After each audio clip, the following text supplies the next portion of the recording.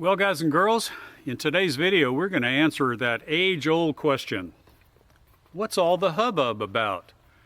Bub, when it comes to the Swift A Frame bullets in the 44 Magnum.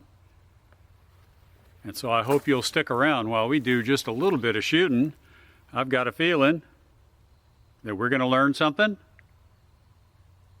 and have a little bit of fun. If I can hit that steel target, let's see.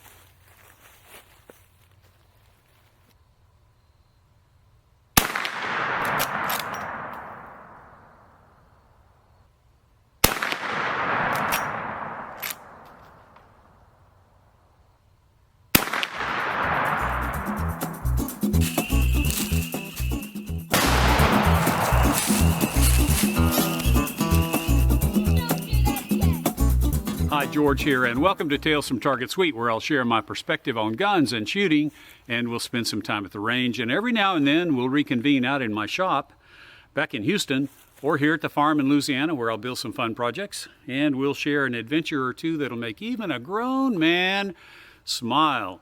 And yes, I am proud to get my hands on some Swift A Frame bullets. You guys have been asking for those in the comments, have been asking me, hey, when are you going to do something with the Swift A Frame, because those are great bullets. And so I finally worked up the nerve to order some of these, because they're rather Swift is proud of them, but they do have a lot of promise, and they are a partition bullet. Let's see if it'll focus on that right there. You can see the partition design. There's a lead core below that stays with the bullet supposedly at all times, and a lead core at the top that will probably shed in the mushroom.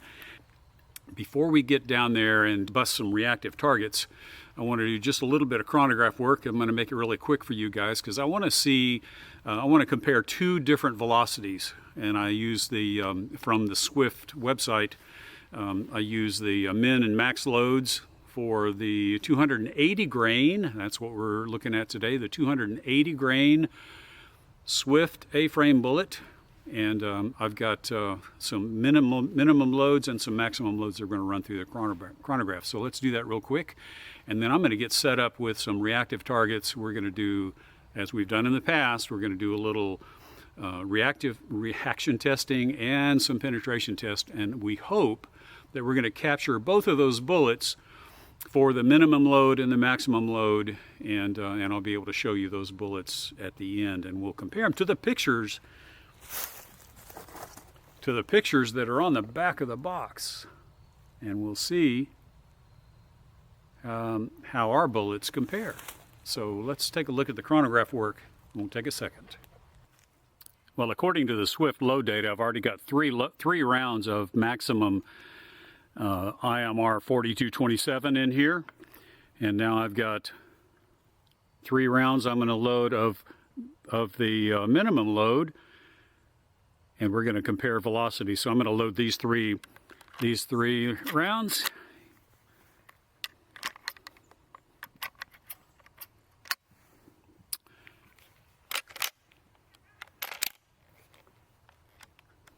Okay.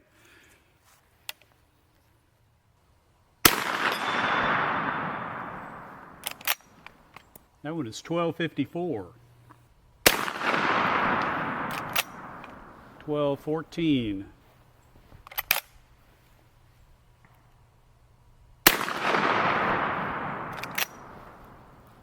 1195. All right, now these should be the high speed maximum loads. 1378. Got an error on that one. 1365.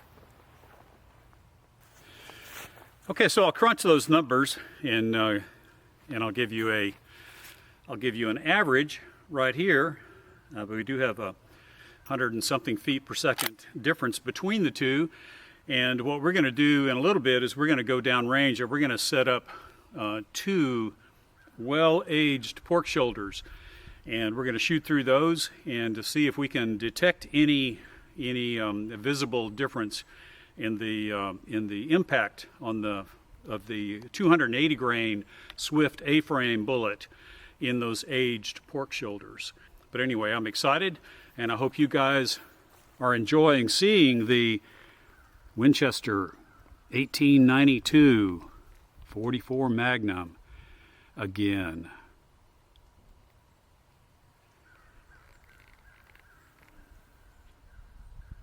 Loving that Marble Arms bullseye sight.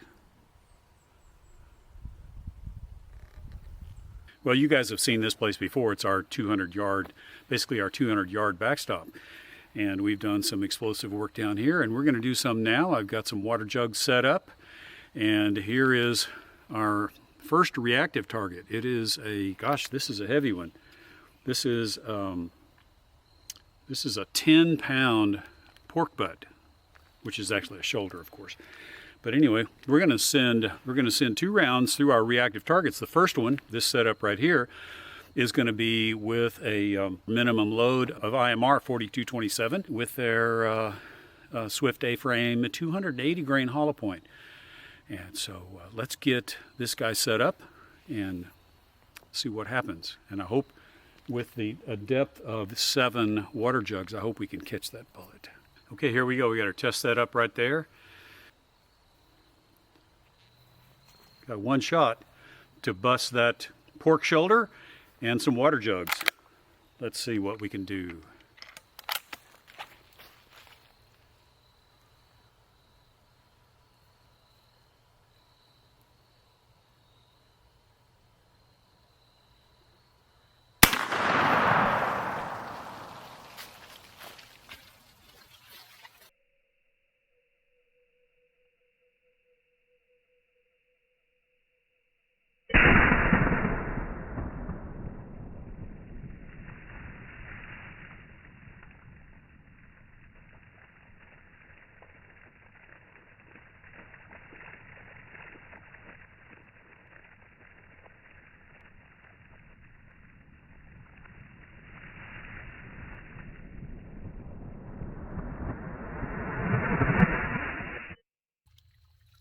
I want to see in the slow motion if this thing flipped around, because it's got a big hole in the front and a little hole in the back.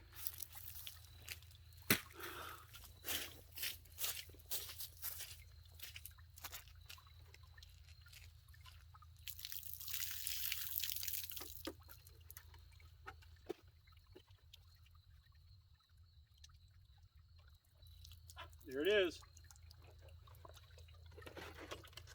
So we caught it in the 1, 2, 3. We caught it in the fourth water jug. Let's see what it looks like.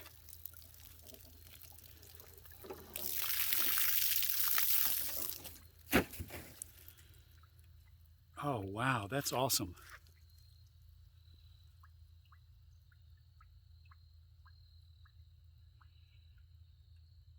And look how uniform that mushroom is all the way around.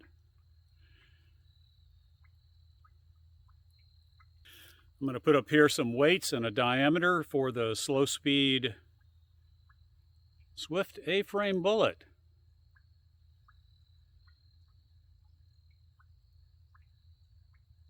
Now let's get set up with the maximum load.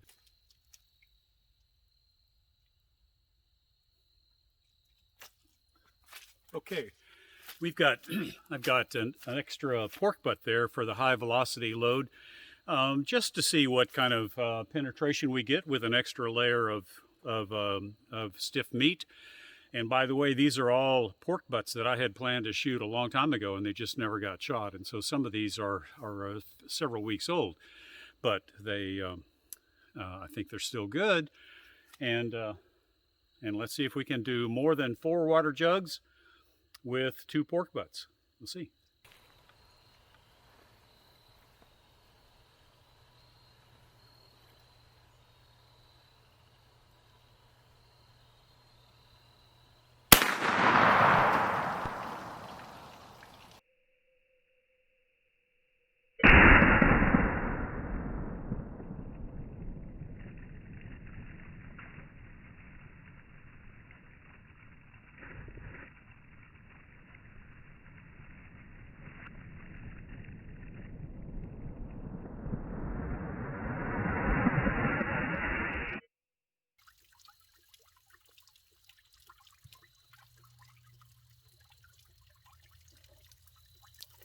there it is.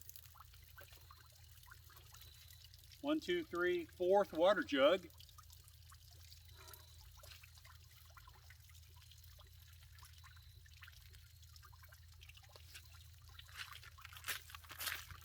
And really not much explosive force there. I don't know if the bag had anything to do with it.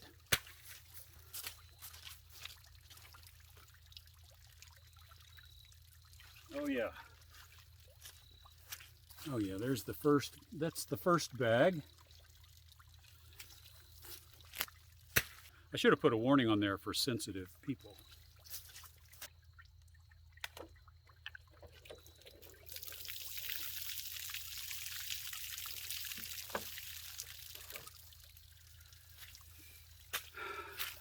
Okay, there it is. And there is the, that one is definitely shroomed farther, deeper. It looks like it has about the same diameter mushroom. And I'm going to put some comparison data up here so you can see the weights for the maximum load and the minimum load. But that one is definitely mushroomed more. Now, is it because it went through 2 chunks of meat, or because it was a higher velocity? Well, let me just say, guys and girls, that I think the Swift A Frame bullets really performed well, and that's to have controlled expansion that changes with velocity, but the weights remained consistent, and the mushroom was controlled. And so I guess if I had to go after a dangerous game or something that really mattered, if I was really concerned about my bullet performance, the Swift A Frame would be a great choice. They are kind of pricey, but they sure held together very well. And I want to say thanks for watching, guys and girls. And if you'd like to know a little bit more about this Christmas season, you may already know all you want to know, and that's fine. But if you'd like to know a little bit more, I'm going to put a few links in the description of the video. One is going to be, I'm going to read the gospel account of the birth of Christ. And that's where we get a good part of the Christmas story from. And so I'm going to read that in a video link. And then I'm also going to include a couple of links from a couple of sermons that really do a good job of portraying the holiness of God and the saving work of Jesus Christ, the finished work of Christ. And so if you're interested in those, they're going to be in the description as well. But I want to say thanks for watching. It's always a pleasure to bring content to you. And I know I said that we were going to start last Friday, we were going to start a new series called Gun Stuff for Newbies. And we are going to do that, but I did say Lord willing in that video, and it turned out I got sick, and so I just wasn't able to pull it off. But anyway, next Friday night is Christmas night, and so I think I'm going to wait, and we're going to launch Gun Stuff for Newbies on January the 1st. And so I hope you'll, if you're interested in some of the more elementary things about shooting, please join us. And so I want to say thanks, and I wish you guys and girls all a Merry Christmas. See you next week, Lord willing.